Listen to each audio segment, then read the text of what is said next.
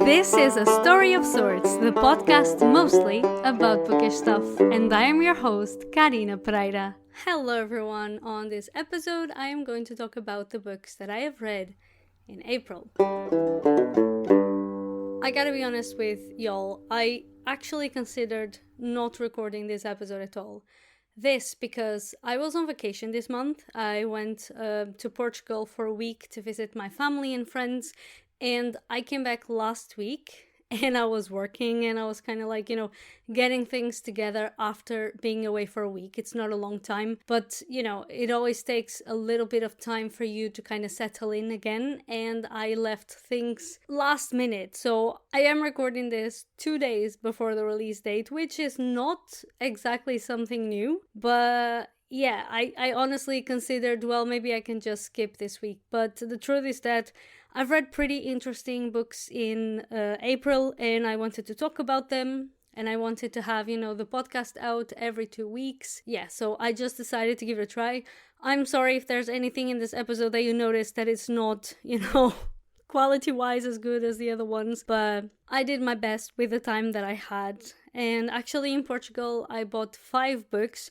Usually when I go on vacation, I take the time because it's not so easy to get Portuguese books here. So I get the time to buy some favorites or some classics or books that I wanted to read or that I stumble upon. Of course, they're quite expensive because I don't have discount there like I have here as a bookseller.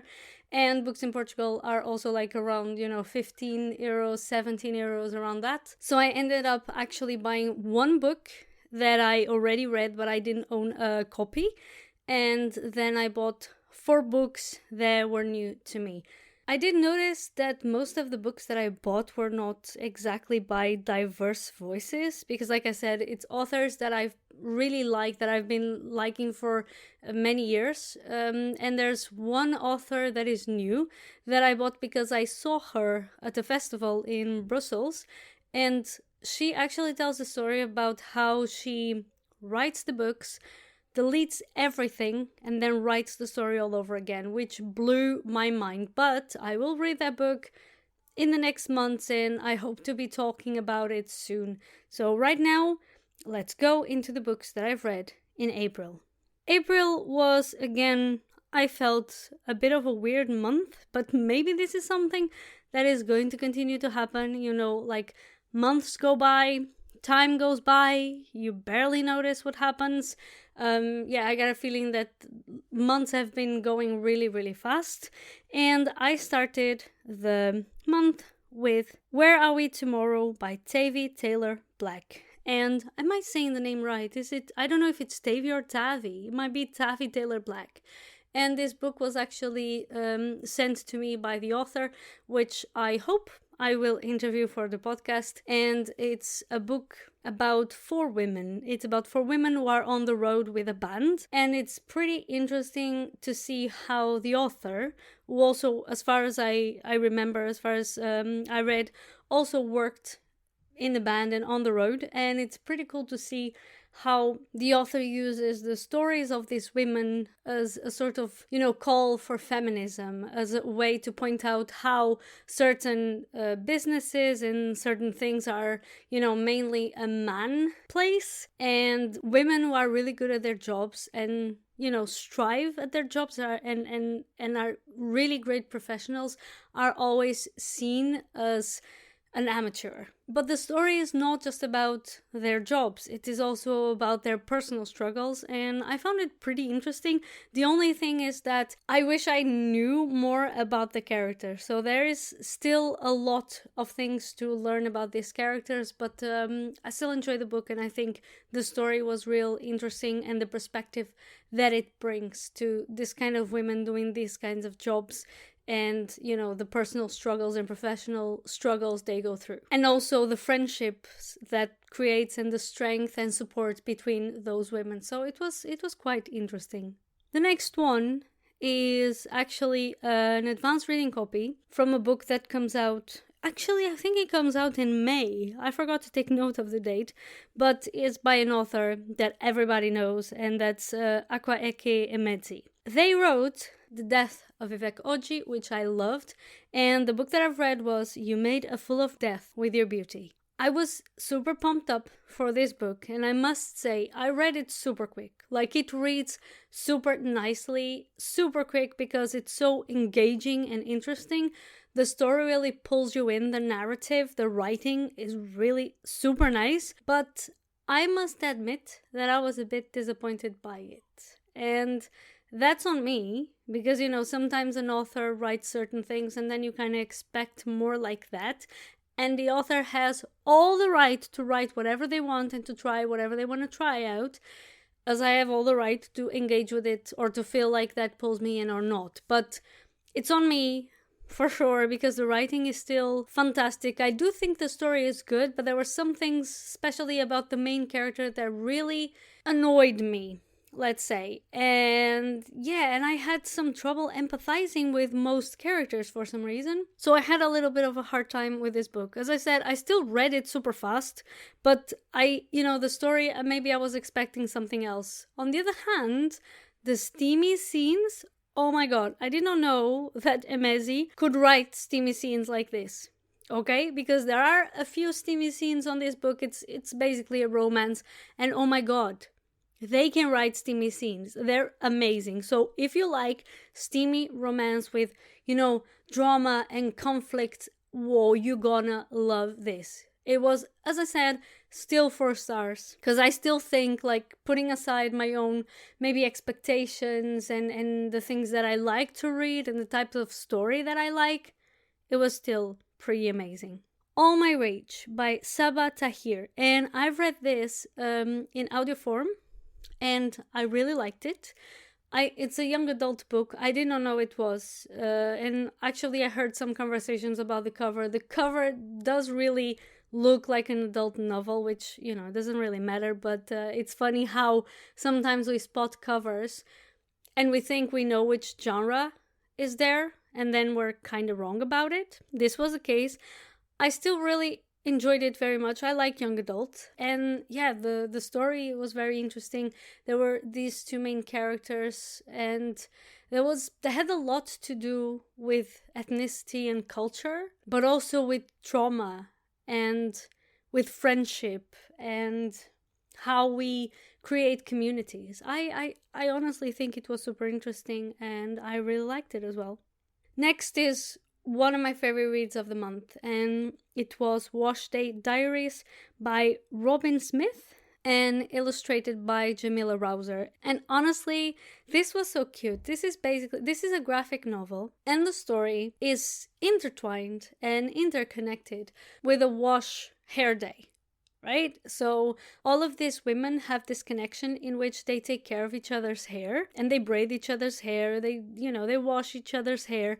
But it's really, that is just like a little bit of the story, because it's about 4 best friends and their lives, struggles with depression, struggles with relationships, etc., and all interconnected with Wash Day, which I thought was really nice. And also the way that each character has kind of like a sort of collars around them, and the way color is used in the illustration to kind of portray the characters and what they're going through.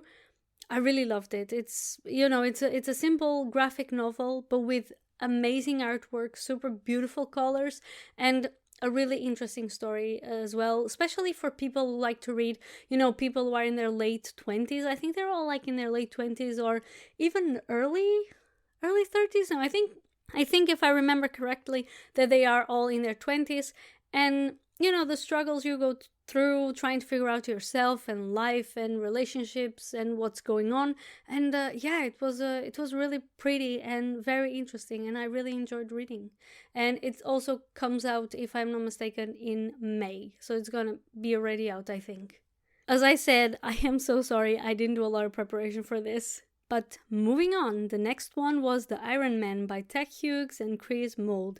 I had this book, actually I got it from my bosses, because at the end of the year we could choose as a Christmas gift books from the bookstore that we liked. And then I wanted to read, and I want to continue reading more graphic novels, and there was like this beautiful graphic novel that was there for a long time. It has like a wonderful gold speckled cover, so I just decided to bring home. And it's a very fairy tale story. In a sense, it made me think a little bit of Roald Dahl, I guess. And it's about this man made of iron and about a city that needs help and how, they end up working together, even if at first they didn't really want to work together.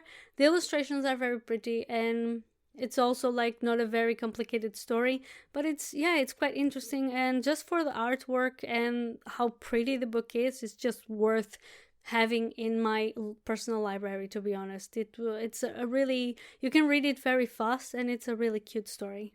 Another graphic novel, I've read a lot of graphic novels this month, and most of them are actually advanced reading copies because I requested quite a few. And the next one is called July Underwater by Zoe Maeve. And this is a story that talks about a girl and also relationships at school during a summer, and there's a very big connection, if I am not mistaken, I hope I'm not mistaking this again, with Virginia Woolf and her writing. So there are pieces of Virginia Woolf also in the story, and I was only surprised by the ending, because the ending felt a bit abrupt to me. In a sense, I was like, is this it? Do I have like the wrong advanced reading copy, the wrong copy? But no, the end was a bit abrupt, but I did enjoy the story. Next one is by a favorite author here, and it's called Gathering Moss by Robin Wall Kimmerer. Yes, I had only read Braiding Sweetgrass by Kimmerer. I absolutely loved it. I keep recommending that book. I keep trying to sell that book at work, and I think everybody should listen to it because it's so freaking good.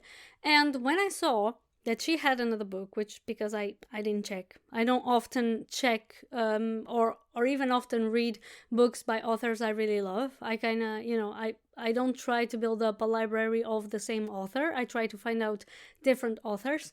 But I saw Gathering Moss because we got it at the shop. And then I decided, okay, like, I don't care about mosses, but I love Kimmerer, and I know whatever subject she's going to talk about, I'm going to be interested in. And it was exactly that. Like, I listened to this book, and if you ask me stuff about mosses, I don't know a lot. It's not because I didn't pay attention, it's because it's a lot of information to kind of gather, especially when you're listening to an audiobook, that you're not always like rewinding or stopping to think about it. So don't ask me about the mosses, I don't know. But I love the book. I still loved the book. I still learned a few things. I really loved the fact that she once again told like a few personal stories about her life, her daughters, her work. And I always appreciate when she does that. And I think that's why I love Braiding Sweetgrass so much, because it's also memoir. And with Gathering Moss, I still think I got so much from the book, even though I probably forgot like 95% of it. And the way she narrates and the way she writes is still with so much love for nature and in such a poetic way that honestly, if you liked Braiding Sweetgrass, even if you don't care about mosses at all like me, go for it. Read this book, listen to the audiobook, whatever. Just, it's such a precious thing to be able to hear Robin Wall Kimmerer narrate her own stories and talk with so much love and passion and dedication about nature. It's an amazing thing, and I think everyone should experience it. So if you have never read this author, start with Braiding Sweetgrass. If you have, go to Gathering Moss. You will not regret it. Even if you, as I said, don't get too much information from it, you will not regret it. You will love it. I'm pretty certain I loved it. Next one was, surprise, surprise, another graphic novel. This one was called Wired Up Wrong by Rachel Smith. I like this one a lot. It's a story, I mean, it's more like a story about herself, about the author.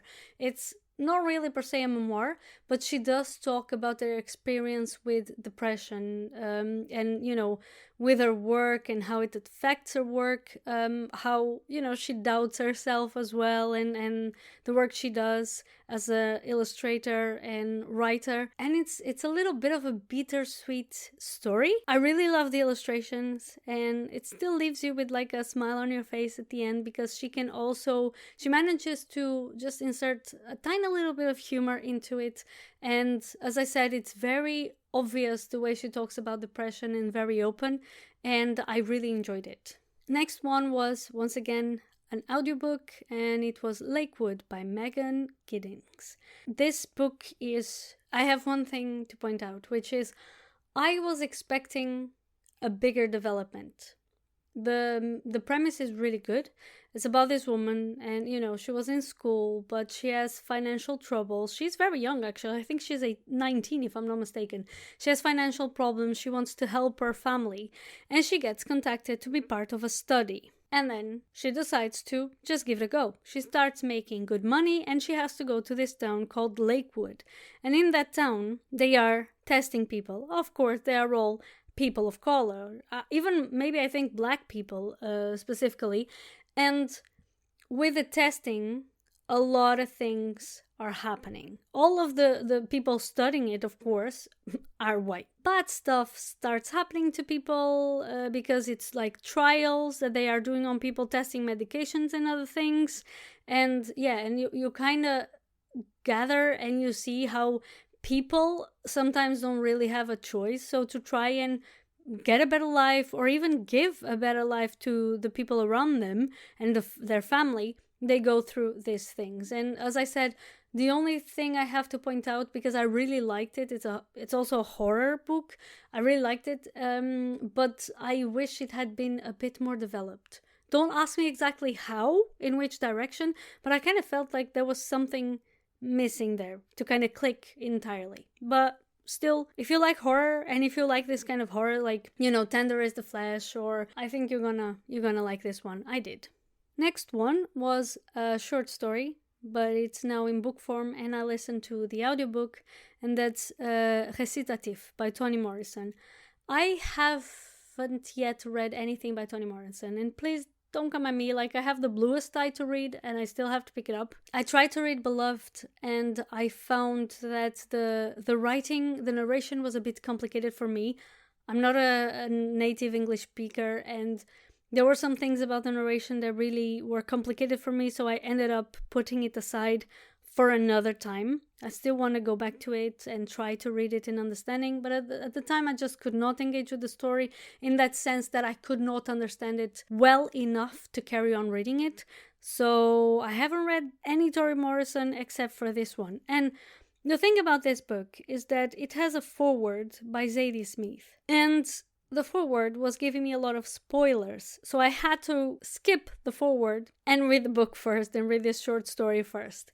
And it's very curious, because I was reading the foreword. Zadie Smith talks about how in the story, you don't know, there's obviously one character that is white, one character that is black, but you do not know.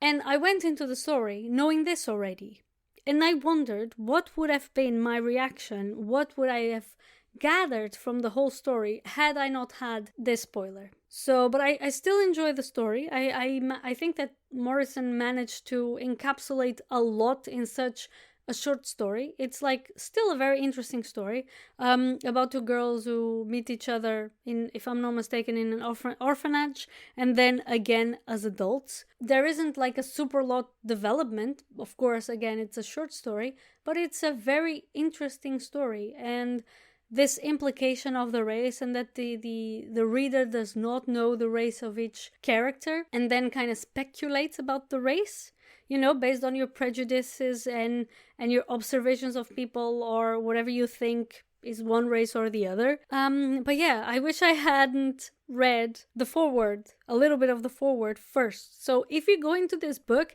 skip the foreword, go into the story, and then go back to the foreword. I think it's the best way. Oh, wait a minute. Yeah, I already ruined it for you. Anyway, it doesn't matter.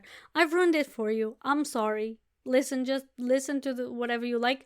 Still, don't listen to the foreword first. There are more spoilers in the foreword, because Zadie Smith goes over the whole story and bits of the story. Don't do that. Leave the foreword for last. And I'm sorry I spoiled that for you as well. Anyway, next one. Next one was also the last one, and it's called Solo Dance by Lee Kotomi. Another advanced reading copy, and I absolutely loved it. The main character shares a birthday with me. Their birthday, I don't know the year, but their birthday is on the 5th of January, and it's curious because I was reading the story, and the main character is also the narrator, and they were saying something, and I honestly, I thought, wow, they must be a Capricorn. And then a few pages later, she says, oh, you know us Capricorns. And I was like, I knew it. And then I continued reading because I really like the book. And I found out that her birthday is on the 5th of January as well, like me. So obviously I immediately liked the book. No, I'm joking. Not because of that. Like, the book is really good. It's a queer story. It's about this lesbian girl, and she is from Taiwan. And then she moves at a certain point after her studies to Japan to work. And the book talks a lot. There's a lot of trigger warnings for this, by the way. And like rape and violence, aggression, homophobia. So yeah, just make sure when you go in that you know about these trigger warnings. And the main character thinks a lot about death, and she reflects a lot on death and what we are doing in this world. And she has a relationship with this girl when they are both in Taiwan, and then something happens. Eventually she goes to Japan, she starts working there, she meets other people. I don't want to give any spoilers away, but I truly enjoyed the writing. Again, it's a book that it's easy to read. It reads fast, has a fascinating story. If you like queer stories with adult queers, like with adult characters, I couldn't recommend this enough. I really, really enjoyed it.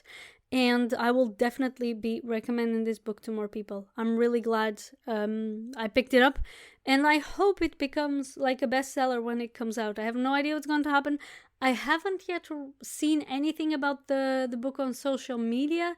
But I am confident it's going to be a book that's going to be liked by several people. And this is it. This is what I've read this month. Once again, I am sorry about the lack of preparation. I am sorry that I couldn't give you... I wanted to give the name of the narrators of the audiobooks because it's something that I need to start doing, because it's very important who is narrating. And also, if I pay attention to it, if I prepare the narrator for the podcast, I will start memorizing names, because I have narrators that I like and that I recognize from different books, but I ended up not knowing their names because I don't check them out later. So I want to change that. Still, this is what I've read this month. I'm really happy to be here talking about these books again.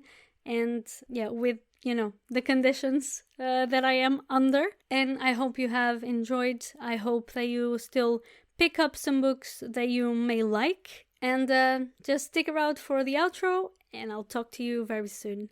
You can access today's show's notes via my pod page, which you can find along with all of my social media links at linktree/Karina Pereira. If you have enjoyed this episode, please consider supporting A Story of Sorts on Patreon. Patreon is a platform which allows you to contribute monthly to the podcast in exchange for extra content, such as early access to episodes, a shout out at the end of an episode and on Instagram, and choosing a theme for me to talk about on the podcast. You can become a patron at patreon.com/A Story of Sorts. Leaving a review would also be highly appreciated. Don't forget to subscribe to get a notification when the next episode hits. I'll talk to you then, and thank you for listening.